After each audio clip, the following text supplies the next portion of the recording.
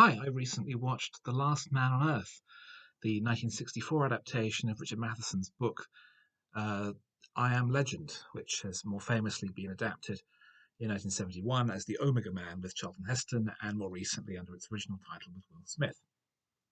The film follows the story of a doctor played by Vincent Price, who, following the collapse of civilization, believes that he is, in fact, the last man left, and daily battles with strange vampiric creatures, slowly working his way through the city, killing off the remaining mutant population, which threatens him every night after it becomes dark and they can venture out of their bolt holes.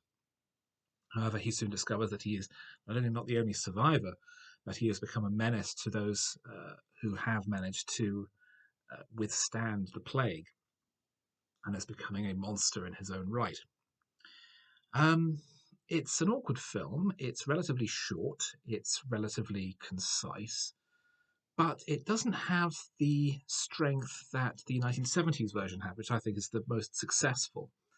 Um, a large chunk of the film is taken up with uh, flashbacks showing the Doctor's life before the plague and showing its progress and how he came to be in the circumstances he is, and even his long-standing conflict with one of the main undead that keep attacking his home.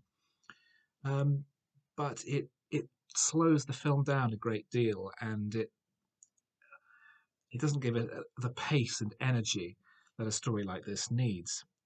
Price is more restrained than he would usually be, and it's a very effective, very serious performance from him. The location filming is also interesting. It was largely shot in Spain. No, that's not true. It was shot in Italy.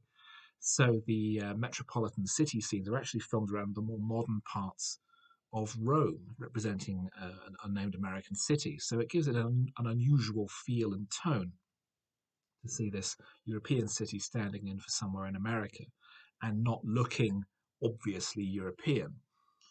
But that being said, of the three adaptations, it's not the strongest. It's not the weakest either, thanks to the complete botch job done by um, Francis Lawrence, I think it was, on the Will Smith version.